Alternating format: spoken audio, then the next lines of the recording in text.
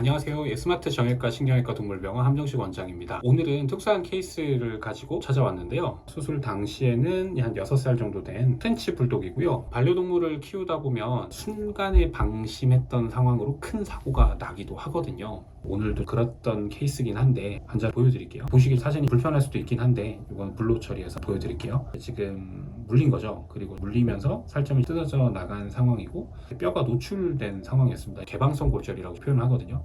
뼈가 노출이 된 거죠. 그러면 염증이 생길 수밖에 없고 감염에 대해서 취약해지다 보니까 염증이 발생한 뼈는 치료하기도 쉽지가 않거든요. 수술도 바로 하는 것보다는 감염에 대한 처치를 하고 수술하는 경우들도 있고 이미 감염이 있다라고 판단될 경우에는 염증 처치를 하고 난 이후에 수술하기도 하는데 이 아이 같은 경우도 그런 경우였습니다. 우선은 염증 처치를 하다가 진물이나 염증 삼진물의 양이 줄어든다라고 판단이 되는 시점에 수술을 했던 케이스입니다. 보기에도 굉장히 심각한 상황이었는데요. 작은 강아지들이나 이런 경우는 물리더라도 그렇게 큰 상처를 내는 경우는 드물지만 중형견 이상 되는 아이들, 특히나 대형견들 같은 경우는 물리면은 사람도 골절이 되기도 하고요. 작은 아이들 같은 경우는 물렸을 때 골절되거나 탈구가 되거나 근육이 다 파열이 되거나 그런 경우들이 종종 발생을 합니다. 솔직히 이 케이스를 보고 이 아이는 조금 힘들겠다라고 판단을 했었거든요. 현실적인 방법은 앰퓨테이션이죠. 다리를 절단을 해서 남아있는 장기들은 살리면서 전신적으로 감염이 되는 것들을 막기 위한 처치들이 오히려 더 합리적일 수도 있었습니다. 그러나 보호자님께서 어떻게든 다리를 살리기를 원하셨고 포기하지 않으시는 만큼 최선을 다해보자 라는 마음으로 치료를 시작을 했었습니다. 열심히 드레싱 처치하고 환자가 안정화될 때까지 기다렸죠.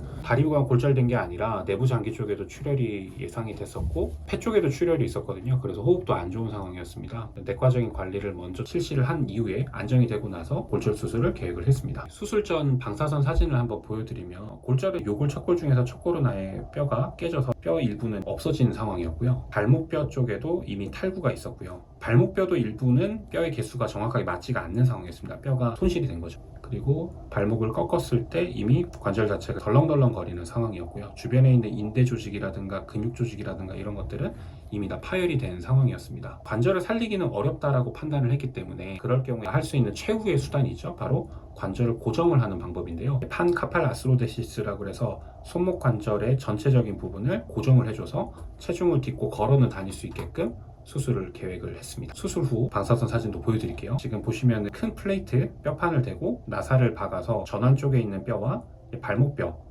그리고 손등뼈까지 크게 플레이트를 대서 고정을 한 것을 볼 수 있습니다. 관절이 빠졌던 부위에 인대가 없기 때문에 이 플레이트의 힘으로만 의존을 해서 체중을 디뎌야 되는 상황이었던 거죠. 쉬운 수술은 아니었습니다. 관절을 고정을 하면서 주변에 있는 죽어있는 조직들을 다 일일이 정리를 해줘야 됐고 그리고 인대 조직이 워낙 남아있지 않았었고 이미 로스가 된 피부 조직들도 있었기 때문에 봉합을 하기가 쉽지가 않은 상황이었거든요. 그래서 일부는 봉합을 실시를 하고 일부는 안쪽에서 유가 조직이 자라나올 때까지 드레싱을 하면서 조직이 재생이 되기를 기다려야 되는 상황이었습니다. 치료 기간도 굉장히 오래 걸렸거든요. 상처가 유합이 될 때까지 시간도 굉장히 오래 걸렸었고요.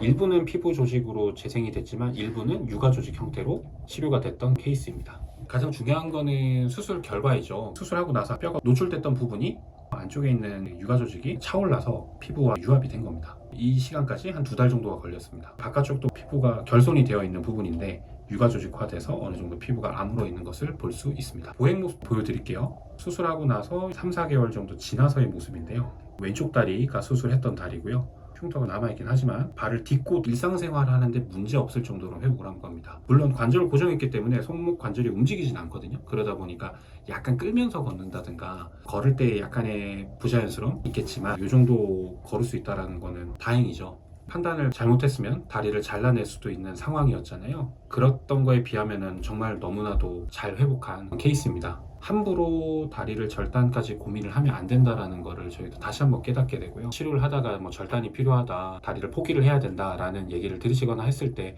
100% 절단 없이 다 살리겠다 그런 말씀을 드리는 건 아니지만 할 수 있는 최선의 처치를 다하는 선에서는 같이 고민하고 같이 노력해 보도록 하겠습니다. 오늘은 특수한 케이스 중에 하나인 교상에 의한 골절 그리고 그 2차적인 관절 고정 수술에 대해서 알아보았는데요. 다음번에도 다른 다양한 케이스들을 가지고 또 찾아오도록 하겠습니다. 감사합니다.